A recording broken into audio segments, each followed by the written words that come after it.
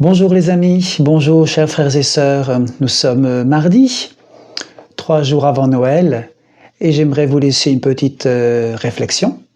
Alors, comme hier, je vous invite à prendre un cantique, un chant de Noël connu, c'est le numéro 365, la troisième strophe, vous reconnaîtrez la mélodie. L'ange dit, ne craignez pas, soyez tous dans la joie. Un enfant, un sauveur vous est né, c'est le Christ votre roi. Près d'ici vous trouverez un enfant nouveau-né, dans l'étable couché d'un ange emmailloté. Noël, Noël, Noël, Noël, Jésus est né, chantons Noël. Ne craignez pas, n'ayez pas peur, dit l'ange. Et pourtant, n'allons-nous pas vivre Noël avec peut-être certaines peurs? Regardez Zacharie, le papa de Jean-Baptiste, Marie, ils ont eu peur lorsque l'ange s'est manifesté. Et regardez les bergers dans la belle nuit de Noël, ils avaient peur quand les anges leur annonçaient la bonne nouvelle. Et ils ont eu peur, même si les anges ont pu dire « Gloire à Dieu au plus haut des cieux et paix sur la terre ». Peur et paix en ce temps de Noël 2020. Peur et paix. Tout le monde a peur à un moment donné dans sa vie. Et je ne vous étonne pas en disant que cette année, moi j'ai été confronté à des grosses et des petites peurs. Comment vient la peur? Sous la forme d'une pensée. Et c'est vrai que ce printemps, mes pensées ont été comme nourries par le matraquage des infos, alors j'ai décidé de couper.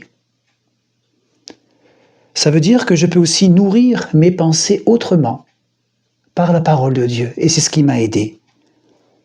Par exemple, le verset dans Ésaïe 30 qui nous dit « C'est dans le calme et la confiance que sera votre force, et la confiance en sa fidélité sera notre paix. » Et quand je laisse cette parole nourrir mon cœur, nourrir mon esprit, quand je laisse cette parole passer et traverser toute la journée mon esprit, mon cœur, alors cette parole qui était une information, si je peux dire, devient une révélation, une vérité. Et c'est cette vérité qui chasse progressivement ces mensonges que je peux entendre. Ma façon de penser est alors transformée par l'Esprit Saint.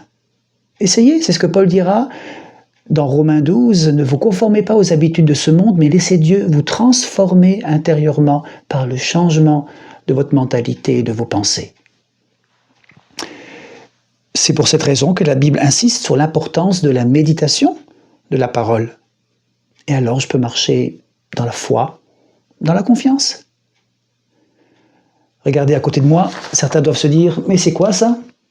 Depuis le début, c'est un Scrabble. Regardez, le mot « confiance », si je peux dire, barre les mots « frayeur », inquiet, peur. Et puis, au commencement et à la fin, ma sécurité en Dieu, ma paix en Dieu font que ces mots entourent et surmontent mes peurs.